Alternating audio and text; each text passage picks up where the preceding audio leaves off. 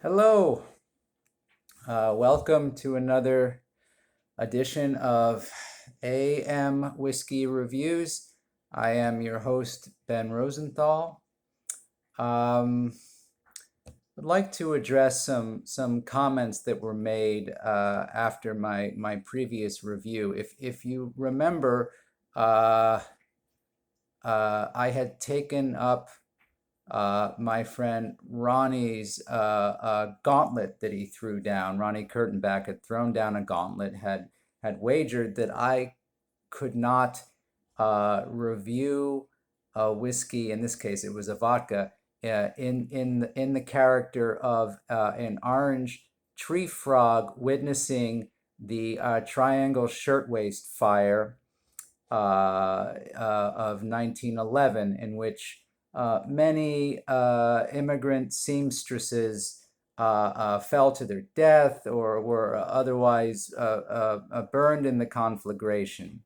Now, if you remember, I have been reading 10 Steps Towards Becoming a More Serious Person. Now, one of the commenters wrote, a good start towards becoming a more serious person is not having a rubber frog speaking glibly of the Triangle Shirtwaist Fire. Well, I don't think there was anything glib about it. I mean, if anything, I am introducing a new generation to America's industrial past, to the birth of the union movement, of trade unionism, of anarchism.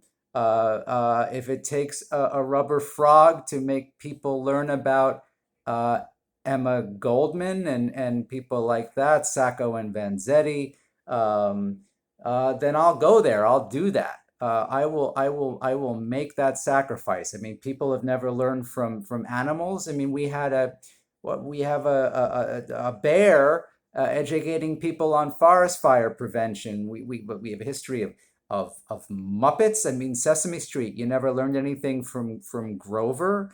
I mean, is this so unheard of? Whatever it takes to edify people. Now, don't make me double down on this. I will have a stuffed skunk talking about the sinking of the Lusitania. I will have like a paisley pattern hedgehog talking about the Crimean War, or the Red Scare, McCarthyism. Like why can't this happen? Um, so I'm a little miffed, a little perplexed. Now, I mean, not for nothing. I don't know that Ronnie's motives were entirely altruistic, but that's beside the point. It could be another happy accident. Um, as to my quest to become a more serious person, I have been reading up. I've been reading a lot.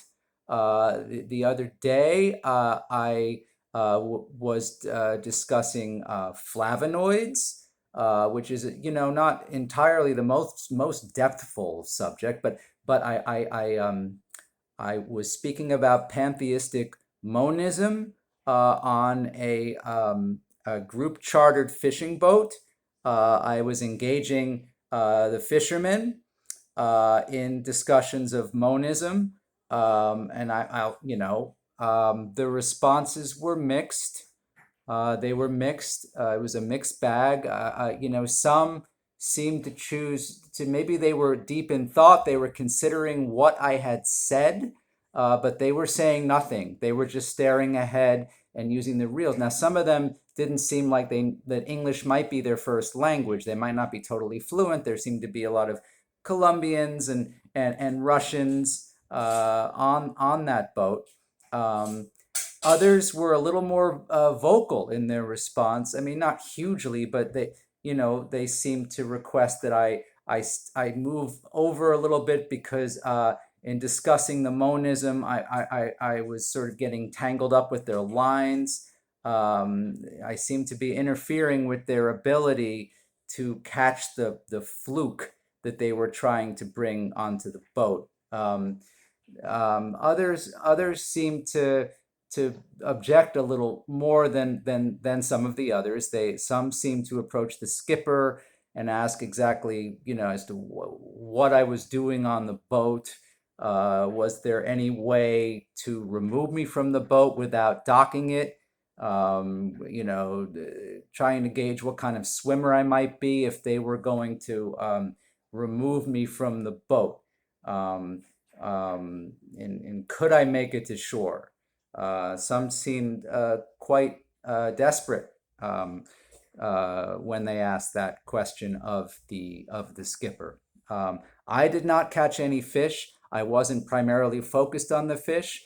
I have been trying to enact some of the knowledge that I have gained since I've read Hobsbawm, Roland Barthes, and I've been speaking of I've been talking about them on the checkout line at the supermarket, sometimes at the SSI office, and it's been interesting. It's been really interesting. Now, let's commence with the whiskey segment of the review, what we're here for. Now, this is not whiskey per se. This is Budweiser. Now, I grinned and bared it. Let's put it that way. I got through this can. I'm not sure that any of you have not had it before, but it advertises itself. It markets itself as the king of beers. That's its slogan. And I would say you see, it even says it right here. I would say it is the king of beers. Much in the way that, Ted Bundy is the king of serial killers. Harvey Weinstein is the king of casting couches. Maybe Augusto Pinochet is the king of, disappearing people from helicopters. Things like that. I would definitely say that. I mean, I frankly don't understand why it has to be so bad. I mean, it's not even that cheap, you know. And its mascot is the Clydesdale horse. You used to see, especially at Christmas time, there'd be ads with the Clydesdales, hoofing their way through the snow, just trotting their way through the snow.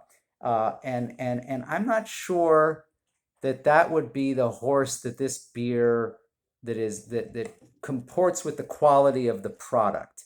I would say, a horse with a broken leg, a pinto horse with a broken leg, the horse at the fair that they let the toddler ride, that it's like all it can do to walk 3 paces with 20 pounds on its back.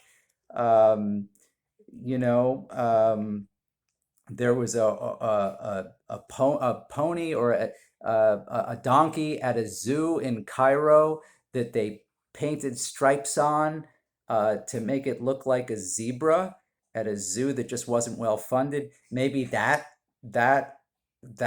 donkey after a rainstorm when the paint has run, something like that. I mean, this is truly, truly awful, and it's criminally expensive for what it is. In any case, that's my review for the day, and I hope I addressed all your concerns.